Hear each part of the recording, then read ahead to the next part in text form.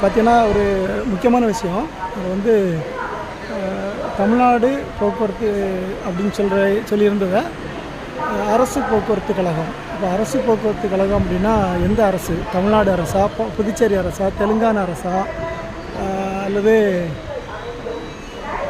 கன்னட அரசா, இல்லை மத்திய பாஜக அரசா? எந்த அரசு? அரசு போக்குவரத்து கழகம் இதில் இருக்குது பாருங்கள். மேலே வந்து பார்த்தீங்கன்னா காமிக்கிற பாருங்க, அரசு போக்குவரத்து கழகம். எந்த அரசு போக்குவரத்து கழகம்? இது மாதிரிலாம் இருந்தால் நம்ம தமிழ்நாடு வந்து என்ன பண்ணுறது? தமிழ்நாடு ஆட்சி பண்ணுறது யார்? தமிழ்நாட்டை வாரிசாக கொண்டவங்க வந்து ஆட்சி பண்ணுறாங்களா, இல்லை வெளி மாநிலத்தை சார்ந்தவங்க வந்து ஆட்சி பண்ணுறாங்களான்னு சொல்லி பார்க்கணும். யதார்த்தமாக நான் வந்து சரி அரசு பஸ்ஸில் போகலாம் அப்படின்னு சொல்லி வரும்போது இது மாதிரி இருக்குது அரசு போக்குவரத்து கழகம் அப்படின்னு.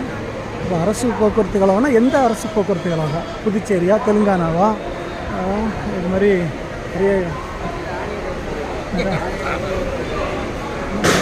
இது மாதிரி நிறைய கேள்விகள் இருக்குது.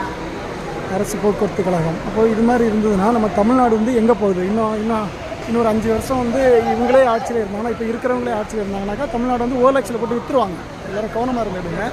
நீங்கள் வந்து இவ்வளவு முட்டாளாக இருப்பீங்கன்னா மக்களை தான் சொல்கிறேன். இவ்வளோ முட்டாளாக இருப்பீங்க அப்படின்னா நீங்கள் வந்து வேஸ்ட்டு. ஆமாம், 10 பைசா பிரயோஜனம் இல்லை. நீங்கள்லாம் ஓட்டு போடுறதுக்கும் லாய்க்கு இல்லை, இந்த நாட்டில் வாழ்கிறதுக்கும் தகுதி எத்தவங்கன்னு தான் நான் சொல்லுவேன். நீங்கள் பாருங்கள், எல்லாம் பாருங்கள், அரசு போக்குவரத்து கழகம் இருக்குது. எந்த அரசு போக்குவரத்து கழகம்? அப்போ இதில் வந்து என்ன பண்ணணும்னா மத்திய பிஜேபி அரசு போக்குவரத்து கழகம் அப்படின்னு வைங்க, அல்லது மத்திய அரசு போக்குவரத்து கழகம்னு வைங்க. எல்லாமே பொதுவில் இருந்துட்டு போட்டோம். இது மாதிரி அரசு போக்குவரத்து கழகம் அப்படின்னு சொல்லி வைக்கிறத விட நீங்கள் வந்து திராவிட முன்னேற்ற கழகம்னு வைங்க, அல்லது அகில இந்திய திராவிட முன்னேற்ற கழகம்னு வைங்க. அதோட முடிஞ்சிடும், கேள்வி கிடையாது.